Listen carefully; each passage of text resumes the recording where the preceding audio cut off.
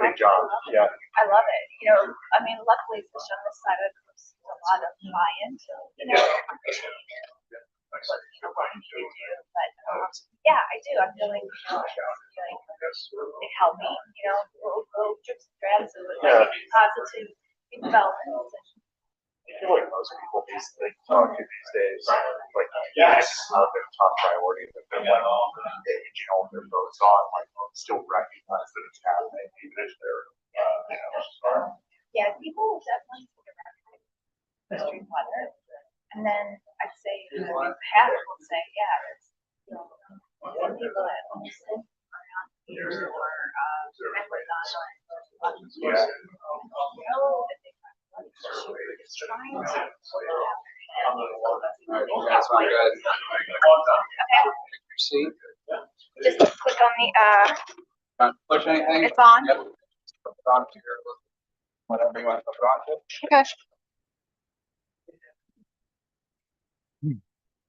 Okay. Cool though. I grew up on the Gulf Coast, so I had not really quite seen the impacts then when I was there, but certainly coastal communities like I have a lot of empathy for because of growing up, and I saw the on the flip side of climate change, I saw the coal barges going down the coast of Maine 3 times a day. So Yeah, that is interesting. But you don't have to push the button; it's already on. Then this is for speaking for this audience. Yes, and for the room, sure, go on. Okay. Whew. I had some like coffee or something. I was looking in the vending machine. Yeah. I guess they have Red Bull, but not. So better mute my phone.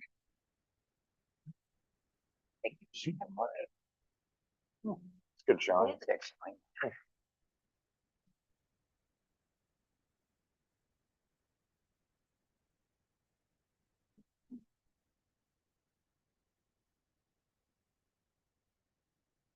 Hello, hello. Oh, hello, everybody. Good evening. Good evening. How are y'all doing? How's the traffic or lack thereof? The lack is good. Given lack thereof. All right. Thank you so much for joining us on this dreary Monday. We hope we can make it a little bit better. I will start with some introductions. But first, I really just want to welcome you to our event, Beyond the Beach. Just talking about offshore wind. This really was born out of a need. We had a lot of folks coming to us saying, I really want to learn more about offshore wind. It seems like everything's either all the way over here or all the way over here. So we wanted to give folks the facts from a variety of sources. And hopefully you leave here learning something. Go and spread the information. Some housekeeping, as you all saw before you sat down, there are some note cards on your seats. There's gonna be some chances, the latter 40 minutes or so of our event, we're gonna have a chance to answer some of your questions. Fair warning, they're not gonna be verbatim. What we're gonna do after the panelists are done with the questions that we've prepared, we're gonna give you a chance to get up and stretch and talk a little bit, maybe go to the bathroom, get some water. And while you're doing that, we're gonna be compiling the questions. So I asked that when you write your question, you put kind of a couple words of like what it's about. Is it about economic impact? Is it about wildlife? Is it about energy infrastructure? Just put like a couple words at the top about what it is and kind of make sure you keep it kind of brief. We only have 40 minutes, hoping to get through a couple of questions for you all. And so after that, we'll have a chance to answer your questions, and then we'll be off. I am your MC, and a fair warning, not that I take no crap, but I take very little of it. So I ask that y'all keep it cute. I see that we are all adults here, a lot of young adults in the room, so I'm hoping that we can keep this respectful. If you have any issues, we can talk about it outside, but we will not talk about it in here. Does everyone hear what I'm saying? Picking up what I'm putting down. I appreciate y'all for keeping this cute. We're in the beautiful Lewes Public Library. I see libraries as a sacred space not to be messed with, and I hope you all see it the same way. So now that that's out the way, how are y'all feeling about today? Thumbs up, thumbs middle. Ooh, some thumbs up. I'm excited. All right. Well, my name is Marissa McClinton. I am the Environmental Justice Associate Organizer for the Sierra Club Delaware chapter. I do a lot of our policy work for the Sierra Club, make sure that it is adhering to our principles of equity and environmental justice. And that is me. So with that, I'm going to pass it down to our presenters to give them a chance to introduce themselves.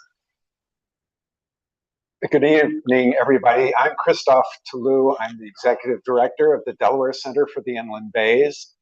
We're one of 28 estuaries of national significance around the country, and we take care of, restore, protect, preserve the inland bays here in Delaware. So if you go to the beach and you're heading south, you look off to the right, that's what we're taking care of. So anyway, that's our role. Obviously very interested in offshore wind. Hi, my name is Mike Dunmeyer. I am the outreach guy in Delaware for US Wind, and I live a couple blocks from here, so thank you very much for this wonderful location.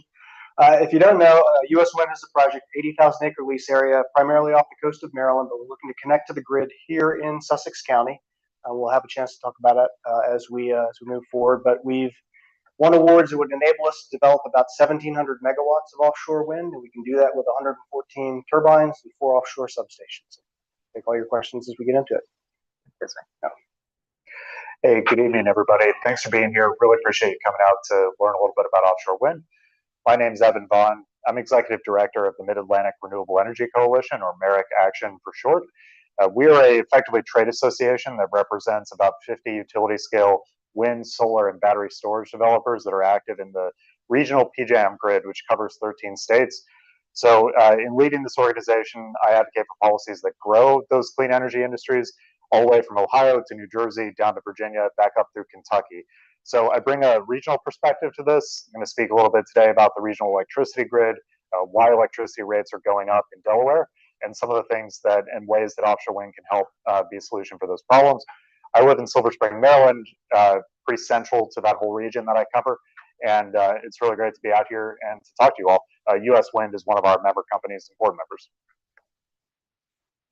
Hi, everyone. I'm Danielle Swallow with Delaware Sea Grant. I'm based at the campus in Lewes, just down the road, and I am a coastal hazards specialist. I work with communities to help them prepare and understand changes to our weather and climate. Sea Grant is an organization that utilizes education and technical assistance and funds research to support efforts to make communities more resilient and our fisheries and our environment more sustainable. We don't take positions on pending projects or policies. What we try to do is just connect people to science-based information so that we can help facilitate discussions on those topics. And I'm very happy to be here today. All right, so we. Can I just ask the gentleman to talk a little slower? Yes, you can. Gentlemen, please talk a little slower. Of course. So we heard a little bit about them and they zoomed through it, so I'm going to turn it on y'all. I just want to get a feeling for how familiar folks are with offshore wind. So if this is like you're completely new, you know nothing, raise your hand. Okay. If you know enough that like you can kind of understand, but you really don't know the nitty-gritties, raise your hand. Okay. If you think you can teach me about offshore wind, raise your hand. My 4 panelists. Yes, thank you. All right, so we're going to jump right into it. So there have been a lot of questions about how bringing cables in through the inland bays will impact wildlife and the ecology in the area. The Center for Inland Bays commented on the permits for the onshoring process and made recommendations, along with other environmental groups, to help reduce impacts. So my question for you, Christoph, do you think there are overall more negative or positive impacts to bringing offshore wind online with the onshoring process? And do you expect any long-term impacts from the lines or construction? Thank you for the question, Marissa. And just to reiterate, so the Center for the Inland Bays is concerned about our inland bays. And so our focus is from the beach westward. And so we are concerned about things that would affect those bays, the wetlands, the uplands that surround them. So the entire watershed, which is about 400 square miles. And it does include Dagsboro, which is where the power plant currently exists, and where it is that US Wind proposes to connect the power cables that come from the offshore wind turbines to the grid, so that the electricity that flows from that offshore wind development can flow into all of our sockets and charge up our iPhones. So at any rate, so that's what we focused on. And so our concern and interest is primarily very parochial. And when the company decided that its preferred option was to bring those power cables from those turbines through the ocean underneath 3R's Beach, just south of the inlet. Some of you may be familiar with it. And then in a trench through the Indian River Bay to Dagsboro, we obviously got very, very interested. And so we asked our Science and Technical Advisory Committee, which advises us on science and technical issues, surprisingly, to take a look at this. And what they did is reviewed past projects. They looked at the potential impacts associated with this particular project. And we developed a set of comments, which we then shared with the federal regulatory agency, which is the Bureau of Ocean Energy Management, which is part of the Department of the Interior in Washington, and also then ultimately with the Department of Natural Resources and Environmental Control here in Delaware, more affectionately known to us here in Sussex County as DENREC. And so we've had the opportunity to look at those issues in some detail and review the project plans. So our response is basically twofold. The first part is looking very carefully at the environmental impact statement that the federal agency was putting together to describe impacts and to take a look at what the potential long-term implications would be. And their findings were that there would be impacts. As you can imagine, digging through the bottom of the bay is going to kick up sediment. It's going to do a lot of things that could disrupt what life is there. But what they did determine is that those impacts would be short-term and not very widespread. And so our analysis pretty much confirmed that, but what we have suggested to the regulatory agencies is prove it. So do the monitoring that would be necessary to give all of us the confidence that what the environmental impact statement and what the company are asserting are going to be short-term impacts are indeed short-term impacts. And so that monitoring shouldn't take a whole long time, because if it's short-term, it's short-term. If it's long-term, then you monitor until we find out what's really going on out there. And that's associated with impacts associated with the hydrojetting or the trenching of the bays, with dredging that might be required in certain places, any potential impacts with electromagnetic fields coming from the cables themselves, which is a concern to a lot of people. And there may be impacts on the benthic community, the little critters that are on the bottom of the bays. And so we've asked that those be monitored as well. And as Mike can explain and others, you know, the cables are extremely well insulated. They would be under at least 6 feet of sediment in the bottom. So we're assured that those impacts are going to be also very minor, if any at all. But we need to have that confirmed as well. So anyway, that's the nature of our review, the nature of our involvement in that portion of the project. I will say this, and how many of you live in the Inland Bays watershed, in Rehoboth, Bethany, wherever, somewhere in the neighborhood? We have to be collectively very concerned about the uniqueness of our situation here. We're at the lowest lying portion of the lowest lying state in the country. And so whatever it is that might be happening out there that is causing the water to creep up our streets and into our crawl spaces, sometimes during storms, unfortunately now, sometimes even when it's sunny out, we need to be aware that that's happening. And one of the reasons it's happening is because our climate is changing. Our climate is changing because we're blanketing the earth with the results of fossil fuel burning, which is warming our atmosphere, warming the water, causing it to expand, and creating a real potential problem, actually a real problem for us here in the Inland Bays. So we support renewable energy, and we support it when it's done responsibly. So just because it's renewable energy doesn't mean it's perfect in a godsend. It's very important, but it needs to be done right. And that's basically what we were suggesting to the regulatory agency. Perfect. So what I'm hearing, you're saying that impacts that you are seeing are going to be short-term, not widespread. You want folks to really prove it with some good reviews. Amazing. So I want to touch on what you kind of ended that with. You're talking about this force that's causing the water to kind of creep up. There's some bells going off in my mind. So my question is, what role does climate change play, if any, in determining the balance of any environmental impacts related to offshore wind or other renewable resources. And that's the balance, right? You look at what the local impacts are, you say, how do they measure compared to this concern about being the lowest part of the state of the country? I think the balance of the equity is, let's get a project like this, which is going to produce enough energy to power well over 1 million homes with electricity, and do that instead of continuing the operation of coal-fired power plants or the generation of power through natural gas, which, even though it's much more efficient than coal, is still a greenhouse gas. So what comes out of the stack is the stuff that creates the blanket, which is the thing that warms our atmosphere, which in turn causes our water to rise and makes our storms more powerful. All the things that we just as soon not have to endure here. So that, I would say, we are very concerned about climate change. It's really our number one focus and number one concern at this point. Alrighty, so moving on a little bit into kind of the economic realm. So I know there have been numerous conversations and some confusion about how it's possible that Delaware can benefit from energy projects from our nearby states.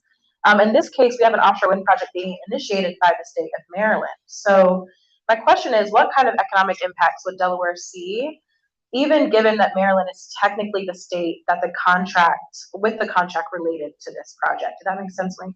Yeah. Good going. So great question. And first of all, it's important to understand that the contract that U.S. Wind has with Maryland is to sell the overwhelming majority of the renewable energy credits to the state. The energy itself that's produced by the project will be sold into the PJM grid and available for use by people in Delaware and in Maryland, and frankly, in the region. So that in and of itself will have great impact for Delaware ratepayers at a lower cost.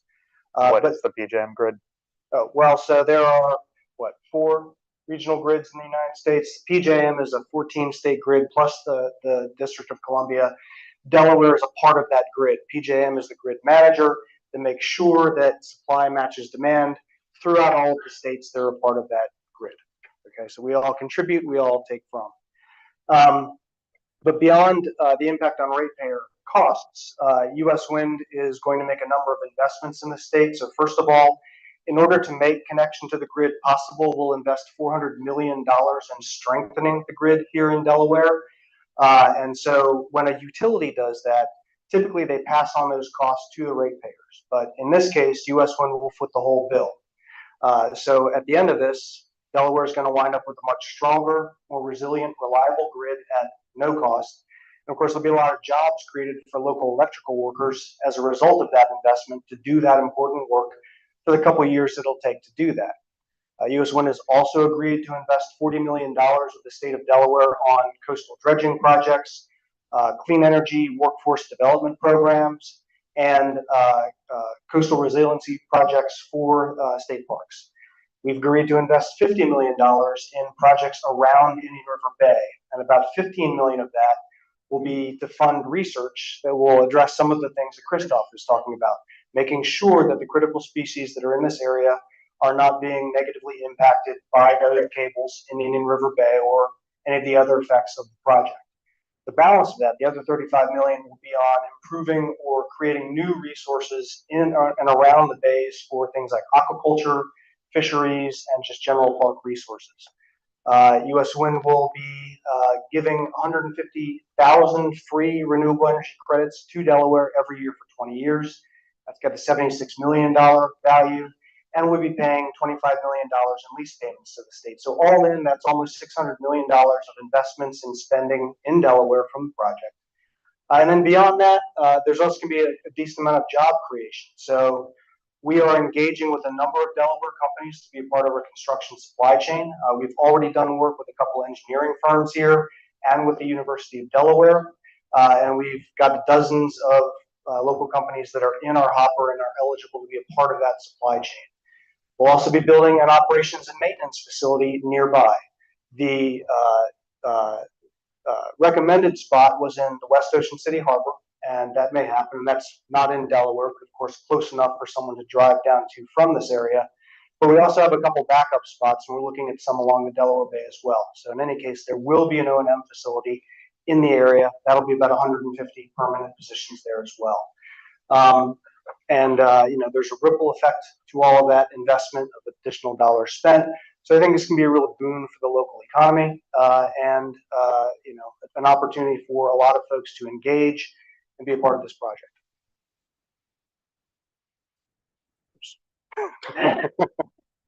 Okay, it won't work. All right, so I'm hearing strengthening the grid, I'm hearing housing, hearing economic development. Know that we've been hearing a lot recently about the transmission system. So you talk about strengthening the grid. We've heard a lot about the transmission system, and energy systems in general, driving up costs for ratepayers in Delaware and indeed across the region.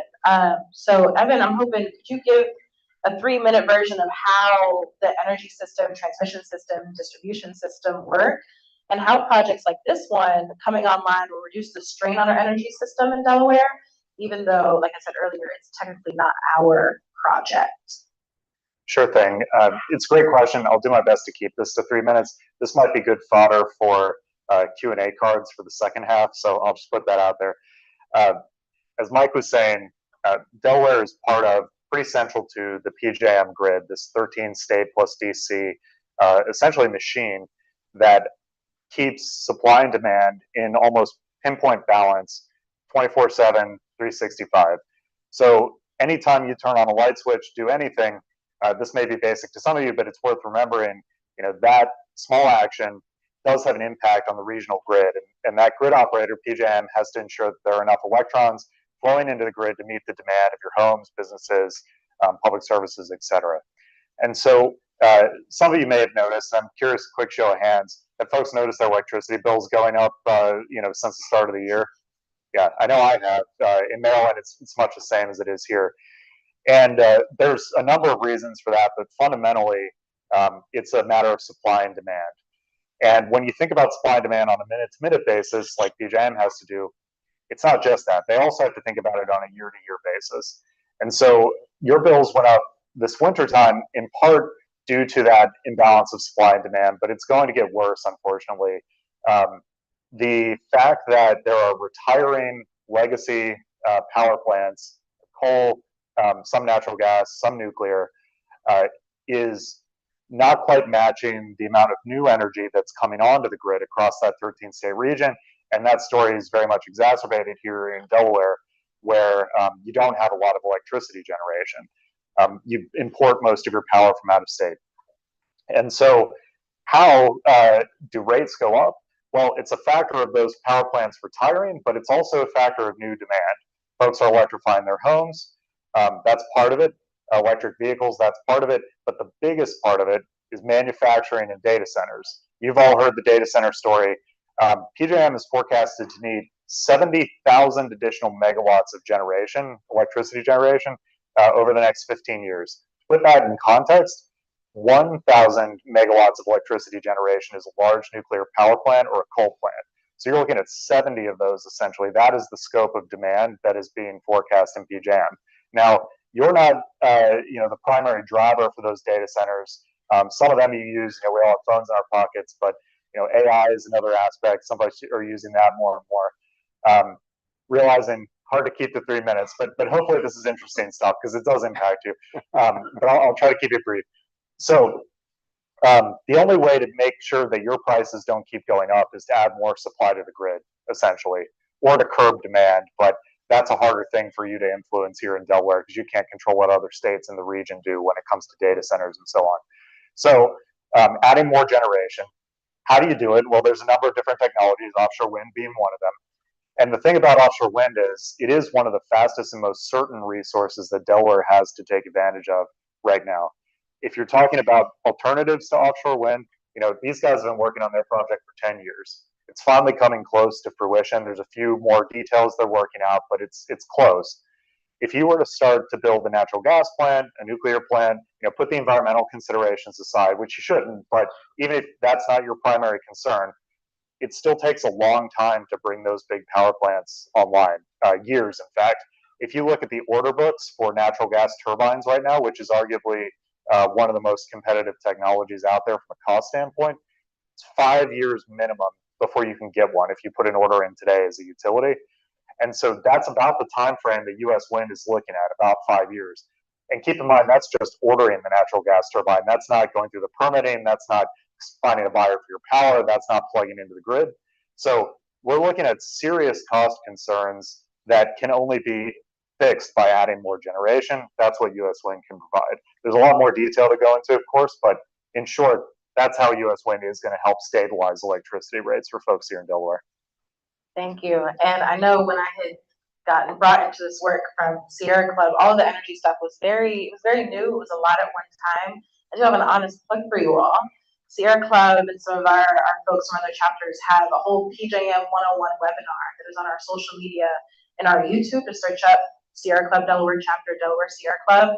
It's right there for you to really learn some kind of basic stuff to really elaborate on what Evan was saying. But I will give Mike a chance to elaborate on what Evan was saying. So, Mike, I just want you to elaborate on kind of how will a project initiated by Maryland that some are saying will only deliver power to Maryland actually help power Delaware and lower rates in Delaware? So there are 3 ways in which we'll affect rates here, and they all deal with different parts of the bill that you guys get from your utility. So the first, as I mentioned, US Wind is going to give Delaware 150,000 free renewable energy credits each year. Now, Delaware, like most states now, has something called a renewable portfolio standard, which requires them to get a certain percentage of their energy each year from renewable resources. As Evan said, Delaware generates very little of its own power, and correspondingly very little of that is renewable as well. So to make up that difference, they go and they buy renewable energy credits from states or projects that have an excess of these, and they have to pay a certain amount for that, those credits. So giving them 150,000 free recs every year at a minimum is about $3.75 million worth of value to the state, a reduction in costs to the ratepayers. That's about 15% generally with where things are right now, the total cost of the recs that Delaware is buying year to year. On your bill, generally this is a couple dollars to us, so probably 15% of that goes down. Not a huge number, but it helps.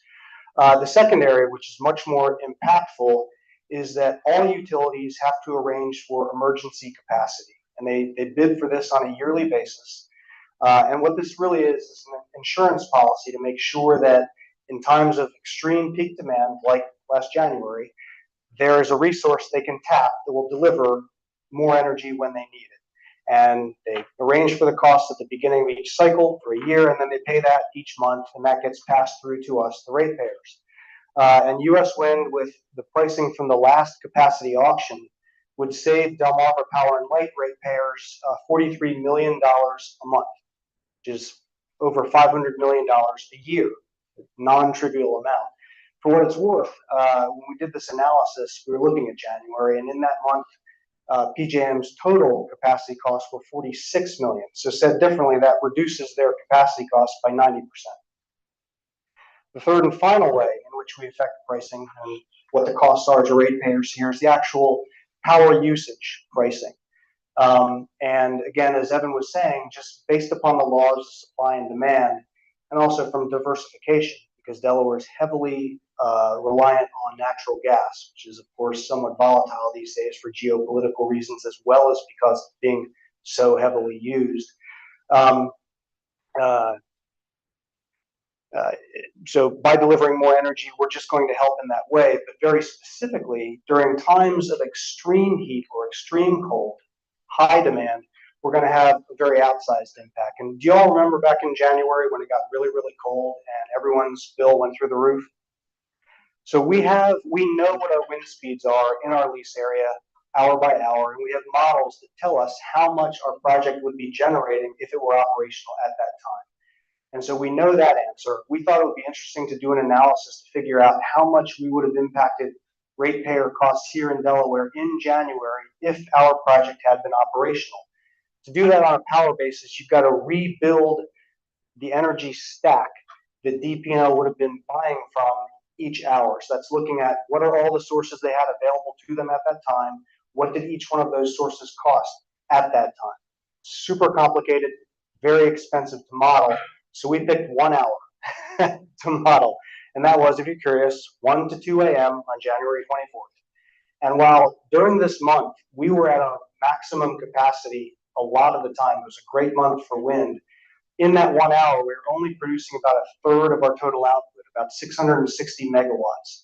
But even with that 660 megawatts, we would have saved ratepayers $1.43 million in that 1 hour. There are 743 other hours in January and 12 times that amount through the year. And look, in many of those hours, we won't have as big of an impact. Some will be very marginal. But in those periods of extreme heat or extreme cold, we will have a major impact. So that number over the course of the year, I think, is going to be quite large. So those are the 3 areas in which will make a difference. Yeah, and I know you're not prepared for this, but you said something that piqued my interest. What time of day is offshore wind usually most productive? So it tends to follow, this is really nice, the power curve tends to follow the usage curve here. So wind tends to blow a little bit stronger in the evenings than it does in the mornings or the afternoons.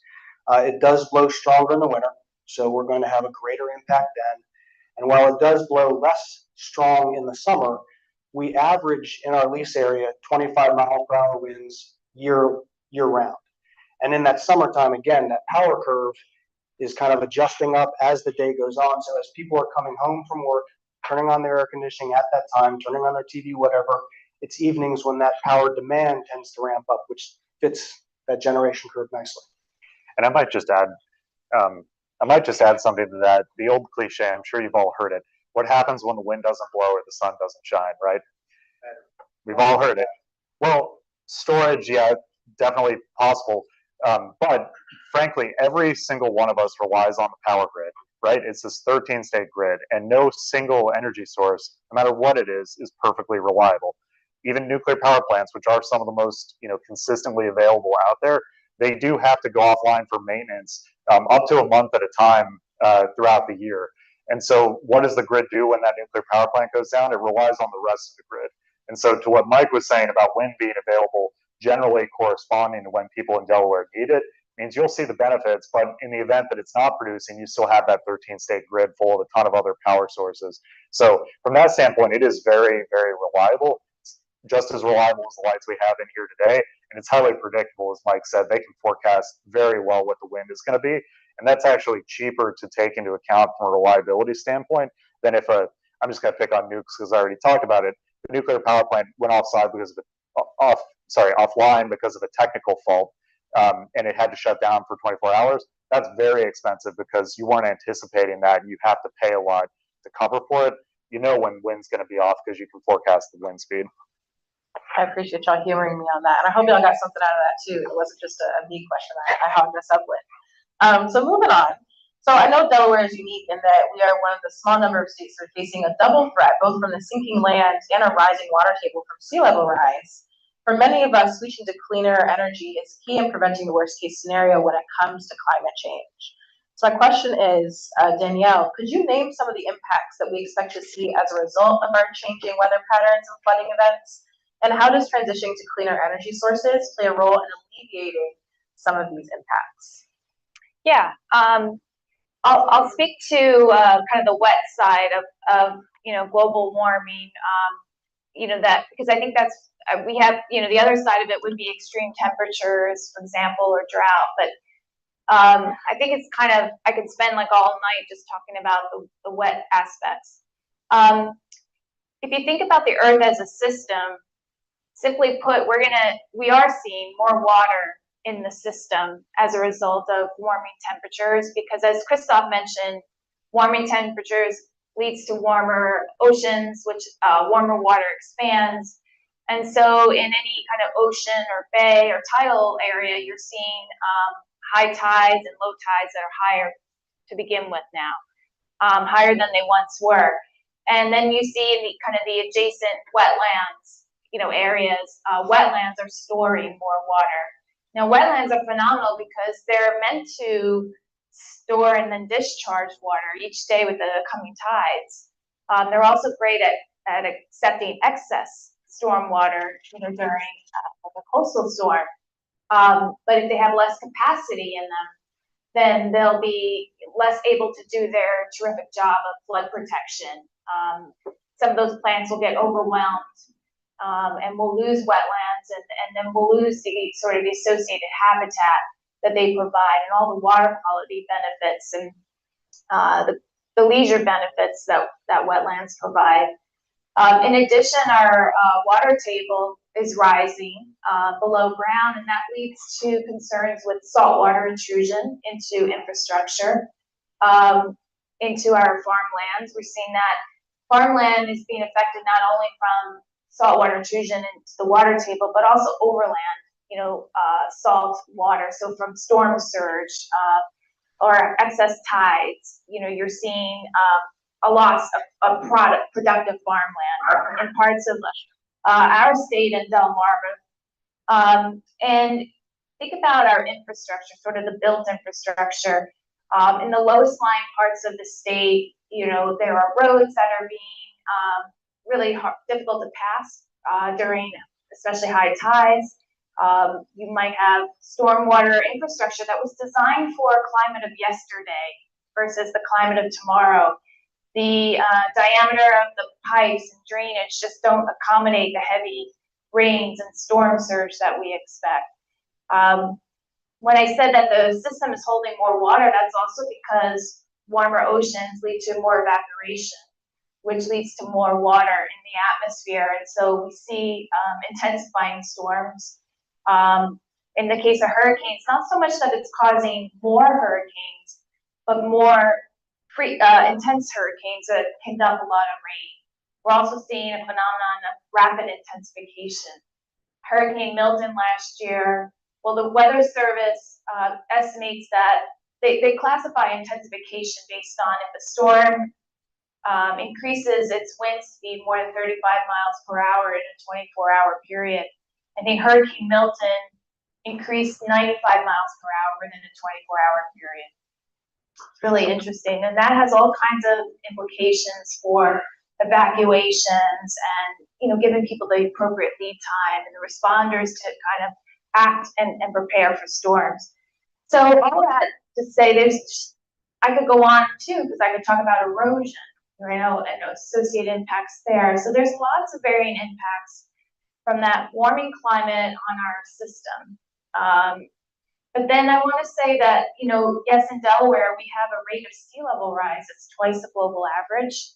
And that is due to a combination of factors, regional factors, including land subsidence and sort of the slackening of the currents. But if you think about it, over the past 100 years, we've had about just over a foot of sea level rise.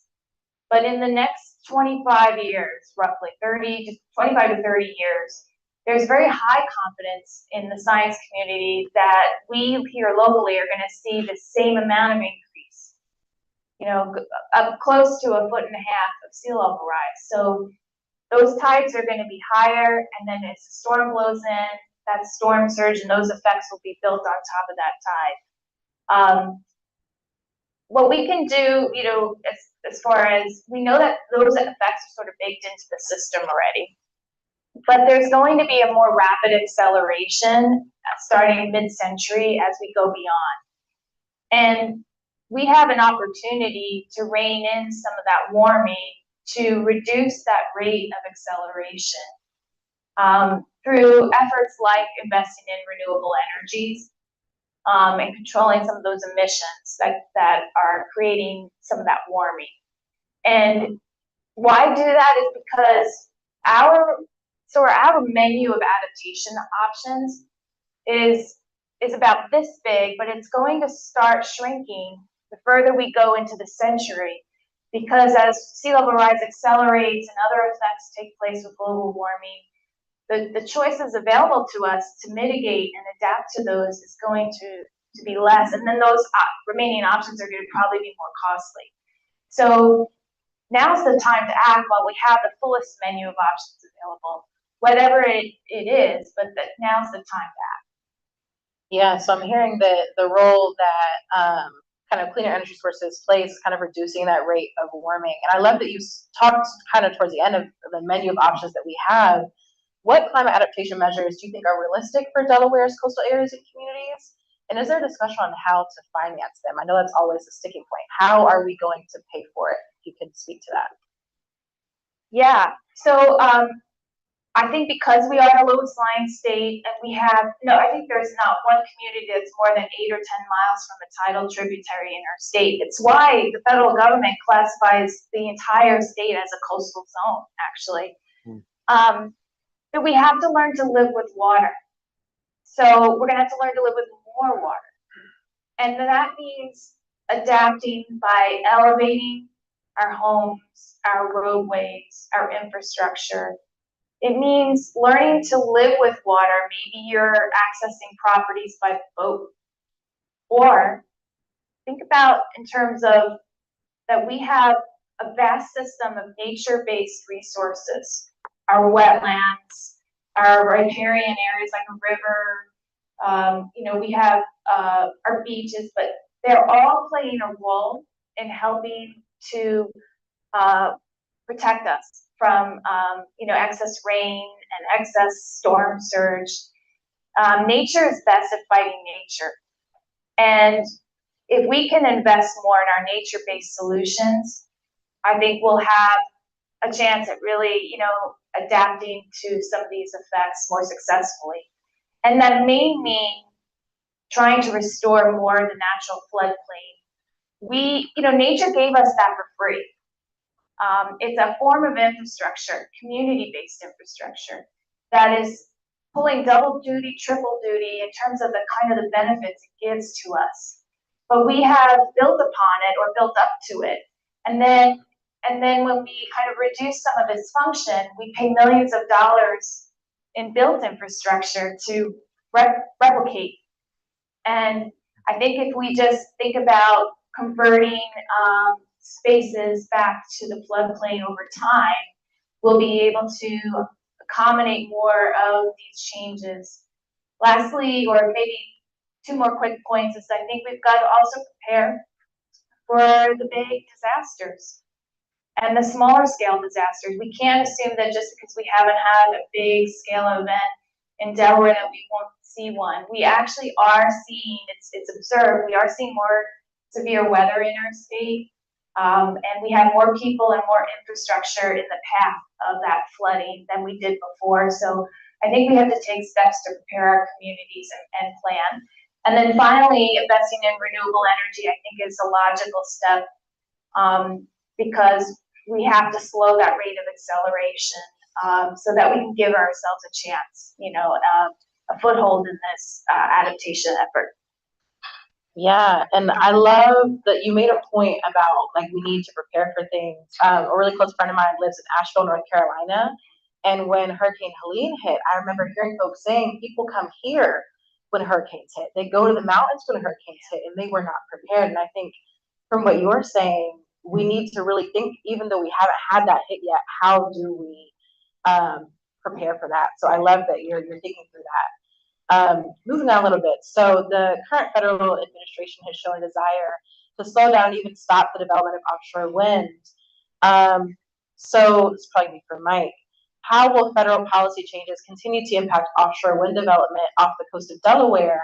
And what impact will that have on our energy system more broadly? Right here. 2 mics. 3 mics. 3 mics.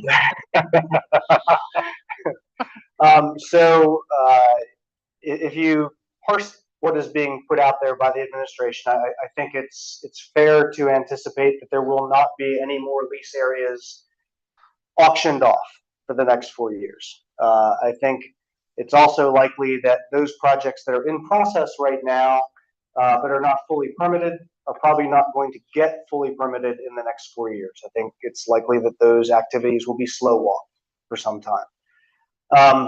Now, there are 2 lease areas off the coast of Delaware, one that many of you are probably familiar with that is controlled by Ørsted. Ørsted gave back their awards, so they currently don't have any. And there's another lease area that's east of Ørsted that's controlled by Equinor, I believe. Those two lease areas, Delaware has the ability now to launch a procurement program, and they could launch one, and those two lease areas would be in good position to bid on that program. So Delaware could initiate a project for its own for the state.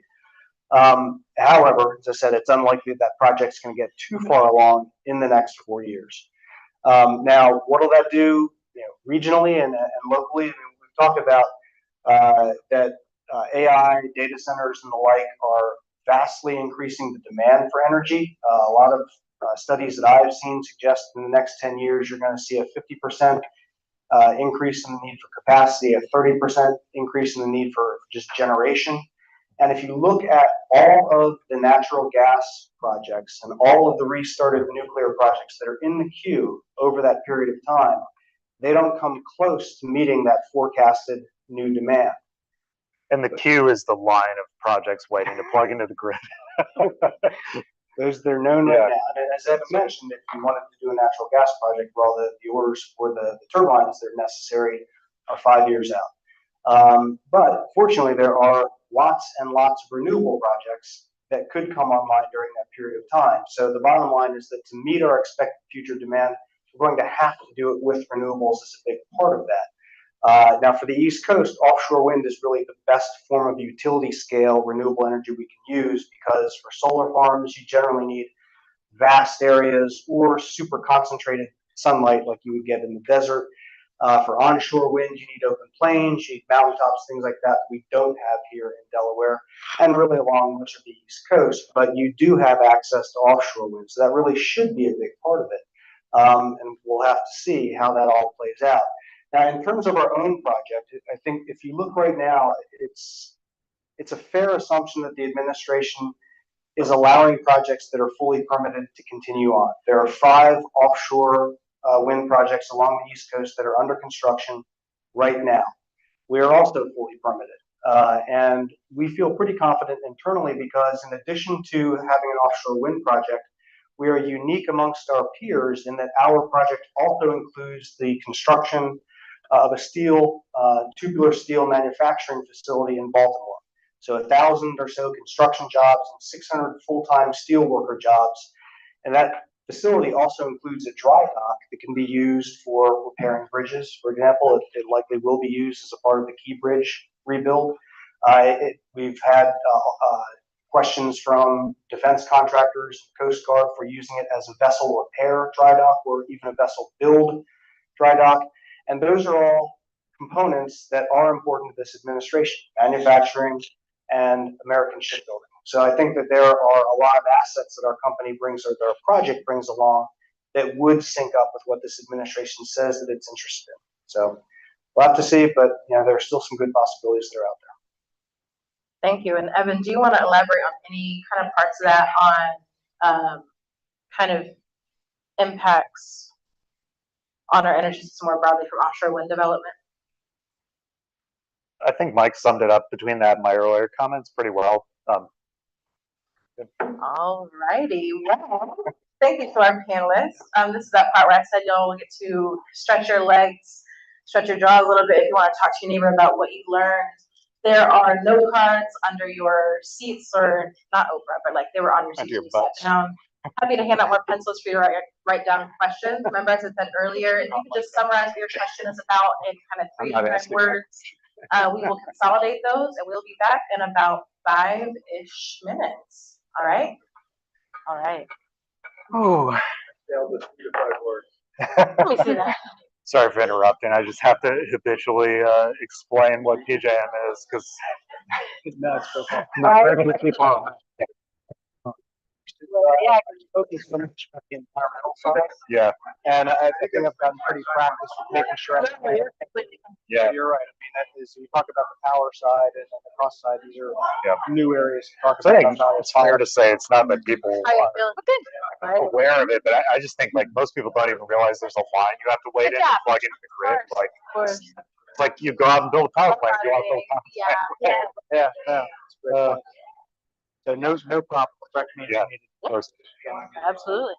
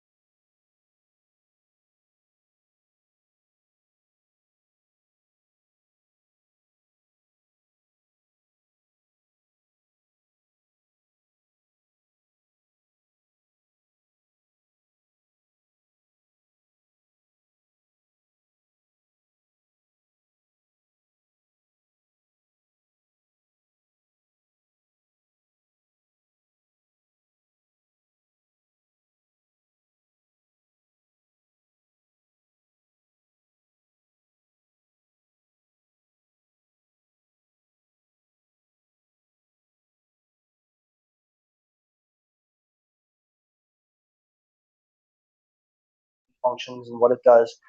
But you can find there our construction and operations plan, which can really answer any question you would have about the project. It goes into, where are things coming from, how are they developed, how are they transported from where they'll be built to the project itself, how will they be installed. It identifies all the potential risks that our project could take on through the actions that we'll take, and importantly, what we will do to either avoid or mitigate those risks. It talks about the research that we've either conducted ourselves or have reviewed in putting together our plans, and footnotes all of those resources so you can go and look at them yourselves. So within that guide, you can see, of course, layouts of the turbines. So as I mentioned, there will be 114 now based on the 3 different awards that we received from the state of Maryland. They're spaced roughly a mile apart, east, west, and north, south, 80,000 acre lease area, and that also includes 4 offshore substations. So we're going to develop this in 4 phases, starting from the most southeasterly spot and then building forward. Each phase will have its own offshore substation, which would aggregate all of the power from the 30 or so turbines that would be a part of that phase, and then send that power to the coast through an export cable. So then 4 export cables would come to the coast. But that's the best source for that information. It also does include visual simulations that we developed under BOEM's very specific guidance, and there are 2 technologies that are used. One is a panoramic view, and that best reflects the human experience from the beach. If you were standing there looking out, what would you see? And they're taken from various points from Ocean City, from Bethany, from the Rehoboth Boardwalk, and different places like that.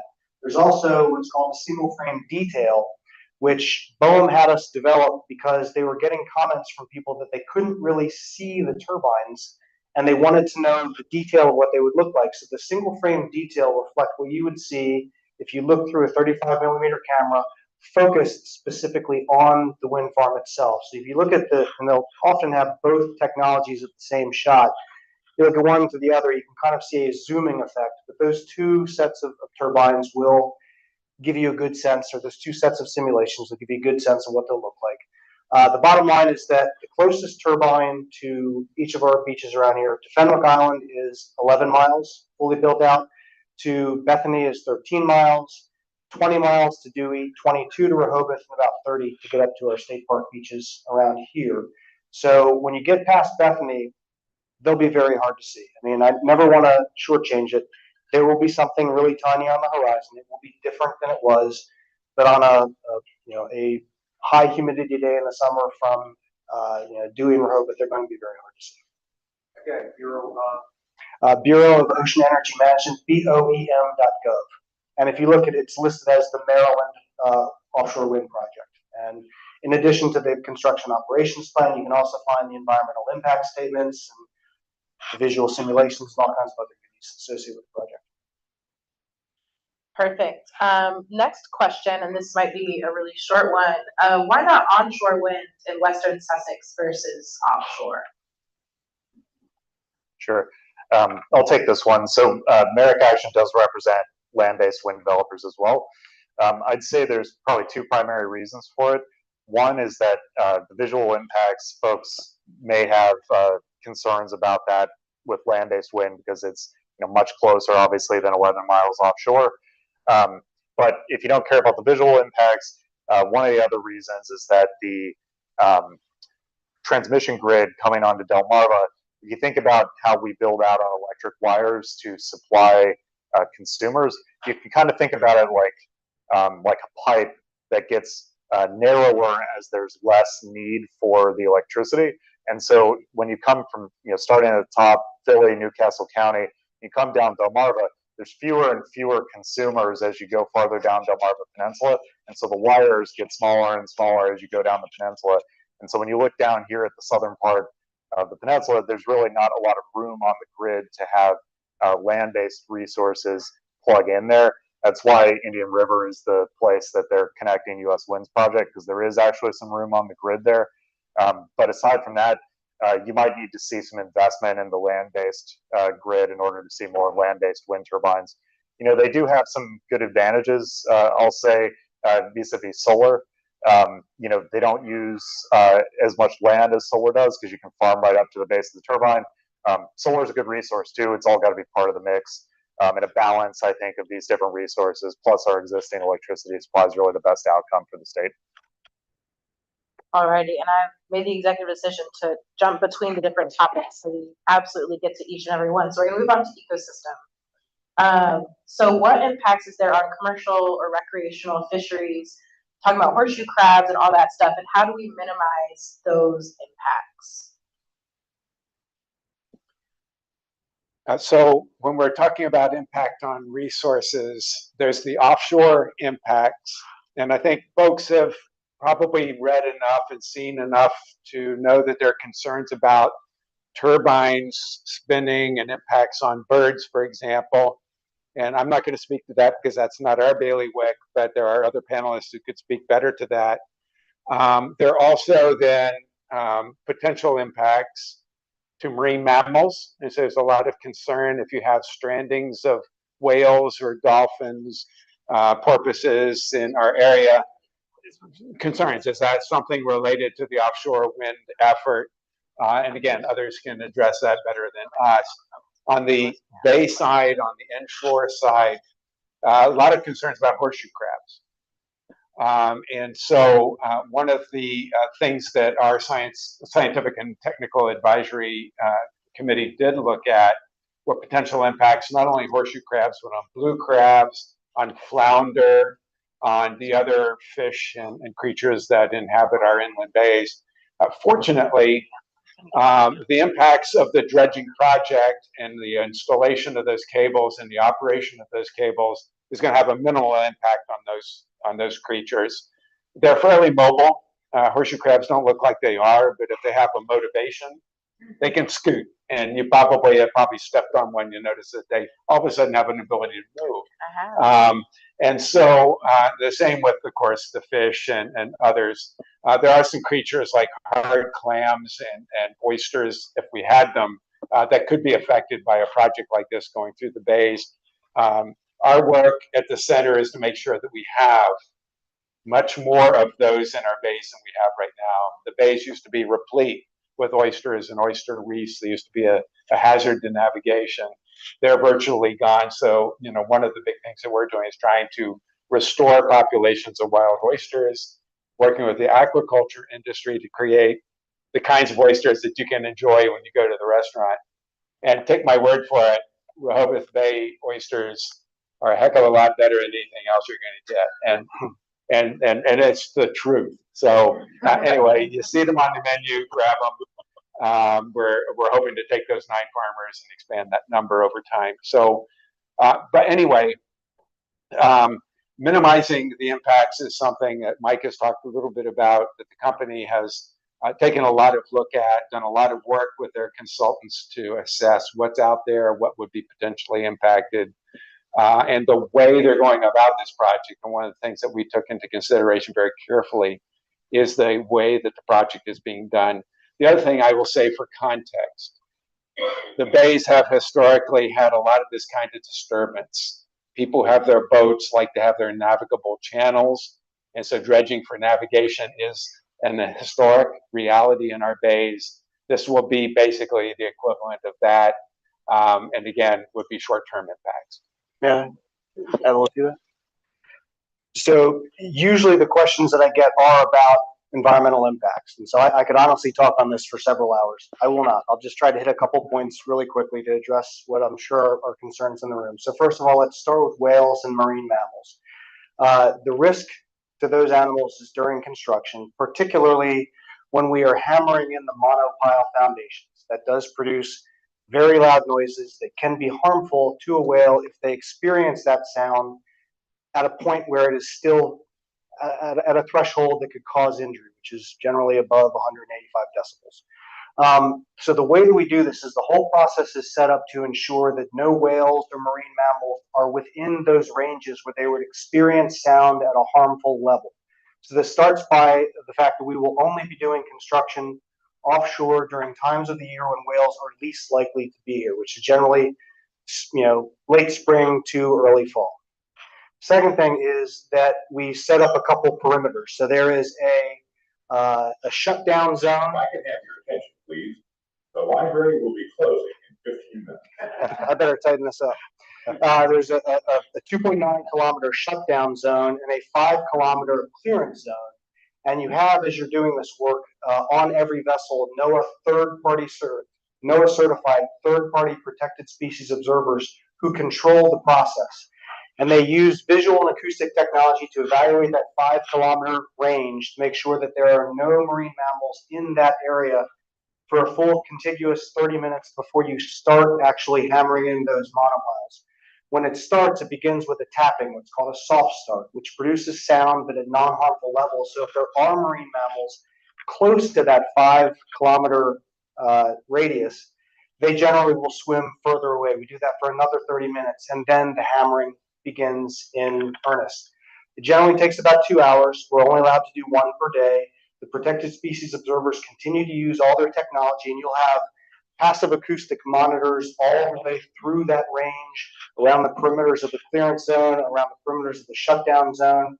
So if they start to observe marine mammals swimming toward the clearance zone, they're going to watch them very closely. If you get inside that clearance zone, they will shut it down.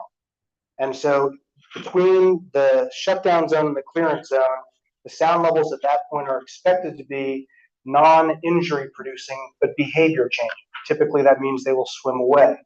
But one of the things that we will do that's a new step in this industry, and it'll become standard, is that 2.9 kilometer zone and 5 kilometer zone were based upon modeled sound. What we believe it's going to be based upon the characteristics of the sea bottom, everything that's out there. But we're going to have monitors set up the whole time, and we'll be checking that in real time so that if sound is not dissipating as quickly as we thought it was, we will expand those zones and begin the process over. So, and there's some other things that go around that, but again, the intent is to make sure that no animal is exposed to sound that's going to be harmful.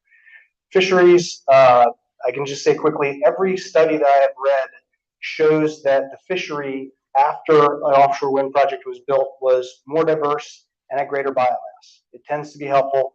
These foundations and the rock scour protection at the bottom form artificial reefs.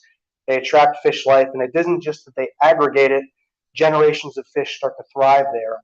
Our particular lease area, there's 30 some lease areas along the East Coast. We're like third from the bottom in terms of fisheries landing. So there is commercial fishing that's out there, relatively not as much as in the other spaces. But of course, to those dozen or so people, that's their livelihood and it really matters to them. And I get their anxiety. But the great majority of the fishing that's done out there is fixed gear, meaning they drop pots on the bottom, they come back and get them a couple days later. It's going to be very easy for them to continue this type of fishing. And the species that they're going for love structure. So we believe it's going to be better for them when all is said and done. But again, I completely understand their anxiety in the process. And I'll stop talking because there's other questions you want to get here. All right, we're gonna do this rapid fire. I'm talking like, give me 5 words. Okay. Okay, I'm gonna walk around, so I'm just gonna give you all the mic. How does tidal compare to offshore wind? How does what? Tidal energy? I'll just say tidal energy is much more sort of early stage. It hasn't been commercialized. Offshore wind exists in Europe. It exists in Asia. There's actually 3 operating projects in the U.S. today, 5 more under construction. Groovy, love that. Okay, is there a storage component to offshore wind? There can be. It doesn't have to be directly connected to the project. As long as you have energy storage on the grid, it can pull the electrons off the grid, including from wind, and store it and use it later. Will there be grants and training for workforce development offered through the project? So yeah, U.S. Wind is funding workforce development programs that will be developed in the area. I'm not sure about what the cost will be for those programs, but we will pay for their development. Do we know where the other utilities stand on the projects, like DEC or DP&L? I can't. Okay. I cannot. Yeah, I think that because the contractual relationship with the project is with Maryland utilities, really the impact on Delaware utilities is that they will have more wholesale electricity available to buy, which means that the rates will not be as high when they are procuring energy off the wholesale market, which then translates into retail rates that you all pay as Delaware homeowners. Groovy. Will there be extra capacity for new generation and upgraded lines? That would be something that I think you would have to see further investments in the grid beyond US Wind's project. They've made the investments to upgrade the grid. I think if you're talking about like the second and third offshore wind projects or other resources like solar, beyond the projects that are already out there, you'd probably be looking at some grid upgrades. Nice, nice. Are the turbines always on? How do they handle storms? So they generally need about 15-mile-per-hour winds to efficiently function, and they can function up until I believe it's about 70-mile-an-hour per winds. Beyond that, they shut down, but they have the ability to protect themselves. So the blades turn and they would feather into the wind. The faces would turn into the storm, and the OEMs that we're looking at, the turbines that we're evaluating are rated to be able to withstand a direct hit from a Category 4 hurricane, which we've never had in this area before. We've only had 2 that were Category 3 when they got here. Everything else has been Category 2. Now, of course, we expect that to increase over time. But yeah, the foundations themselves should have no problem. It's possible you would have some blade damage in a storm, like a 3 or a 4 hit it. But we would expect those turbines to be still functional and work well, and just with some maintenance, be able to get back and going again. Nice. I love that you're listening to Danielle and planning for the future. How do the operating O&M, so I'm assuming it's how do the operating and management cost compared to other technologies? This question's for me? No, I was saying I'm glad that they were listening to you by planning for the future of climate change for the yes. Category 4. I can't do the relative comparison. What I would say is that the cost of an offshore wind plant is heavily front loaded. It's many $1 billion to build one. Once you've done that, maintaining them is actually, decimal dust by comparison. And they do tend to hold up very well. They've got 35 years of history out in Europe to look back on and see how they've done. But it's not the big cost in the whole thing. How that compares to other forms of energy, though, I do not know. Yeah, I'll just add briefly. I mean, for a future wind project beyond US Wind that might contract with Delaware potentially under the legislation that passed, I think it was last year, one of the advantages of having Delaware actually contract for that energy is that it provides stability. There is that big upfront investment. You pay that off over the course of a contract, but every day you all are subject to what's happening, with the Henry Hub price for natural gas, and what is the demand doing to the price of natural gas, which then translates to electricity bills downstream. So the fact that offshore wind has no fuel, the wind is free, allows you to have a very clear idea of what your costs are going to be over the course of the project. I love that we're talking about costs. What is the profit motive for US Wind given so much investment? Are the lease payments forever or a specific time? Can you talk more about that? So yeah, the lease payments are for as long as we would be out there. And for the record, we also are charged with funding the removal of all the infrastructure when the project is at end of life, and we will post bonds to make sure that there's money there regardless of what happens to US Wind. Wait, sorry, what was the question again, Marissa? Profit motive. Yeah, profit motive. Yeah, so as the developer bids on their project, they've got to look at the whole life cycle of costs and project what that's going to be, have some buffer in there to make sure that you're not underbidding yourself, and what your revenues are going to be. That's the positive side, because it's expensive to build, so no one builds these things on spec. You've got to have a long-term power purchase agreement in place. So if the project is running, we know how much it'll earn. What you've got to forecast is what the cost will be. And if you do this well, then you've figured out how to make a profit as you do that. What some people saw recently was offshore wind projects running into a problem when capital costs went way up. Interest rates went way up, and so the cost of financing them became way more expensive. And then the cost of steel went up considerably as well, so that factored into some things. We're fortunate the way that our project is priced. We're comfortable that this project is going to be able to operate profitably through its life. And I might just add something to that. So Delaware is what's called the deregulated electricity market. So competitive suppliers of electricity, generators like US Wind, have to compete for whether it's a state contract like they have through Maryland or on the wholesale market. And that does protect consumers, because the alternative to that would be to have a regulated utility monopoly, and they charge a certain rate of return that you all have to pay. In the case of the New Jersey projects, which that you mentioned did not pencil out, ultimately they had a contract with the state that because of inflation, these things they could not meet the terms of, and so that project went away. Ratepayers didn't pay for it. They weren't going to pay, and Maryland ratepayers won't pay until the electrons start getting produced in the wind farm. That's actually a really good thing for consumers because it means you're not out any money unless you're actually getting something, for the cost. Yeah, all right, two more. What expert and objective entity will be regularly inspecting the equipment and functioning of the wind infrastructure? So the first and foremost is Bessie, which is kind of BOEM's sister organization that engages on safety and is making sure that everything is being handled properly, that the maintenance is being kept up to speed, and that the turbines are set to function in all environments. We have contracts for spill responses, things like that. So you've got an infrastructure to support it, but it's primarily Bessie in terms of providing oversight. Evan, do you have anything you would add to that?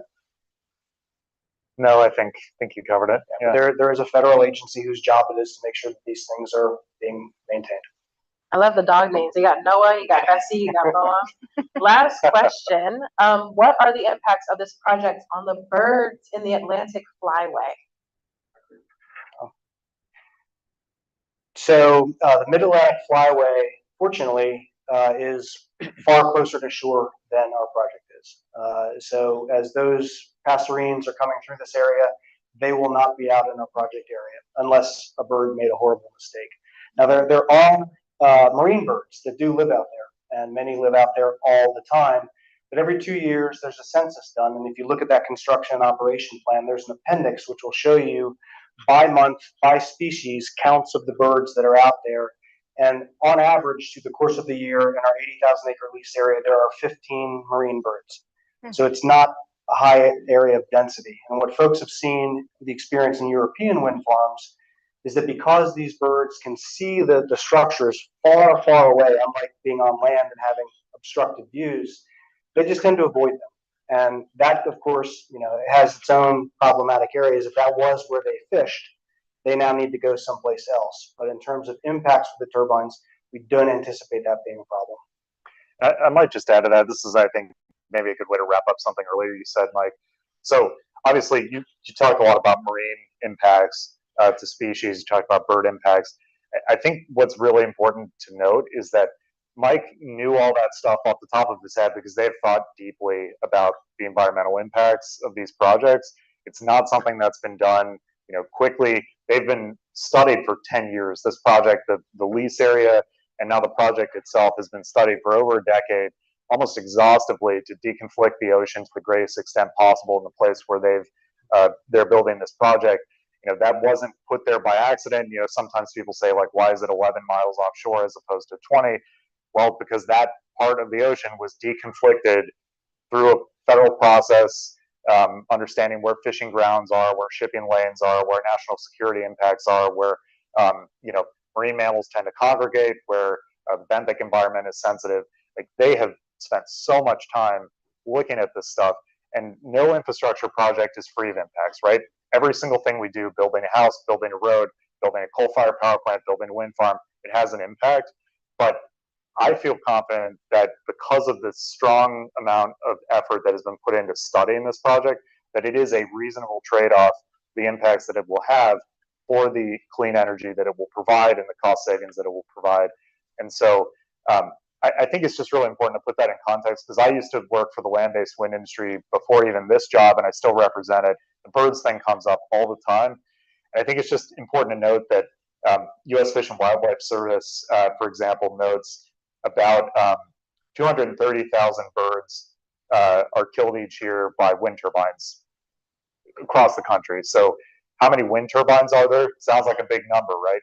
There are over 100,000 wind turbines in the United States. So that's like maybe one bird a year per wind turbine, which also may still sound like a lot of birds, but when you think about glass building impacts, car impacts, I mean, there are billions, literally hundreds of millions of birds killed by glass buildings every year. And so I think it's just important to put that all in context. I don't mean to, beat a dead horse on that, but I think it's Yeah. Yes, one last thing, I would love to be the person doing the bird census going nest to nest. That is all. Thank you Yeah. so much for joining us. It has been a lovely evening. Please get home safely. Feel free to come up and ask some questions. That was a good point, though. Yeah, I think it's really important. Yeah. Please come see me. About what? Yes. What? Stop, guys. Of course. They said it's closed. I'm good with that. That was done. Yeah. Thank you. Yeah, good seeing you. Thank you, thank you. Capital proof.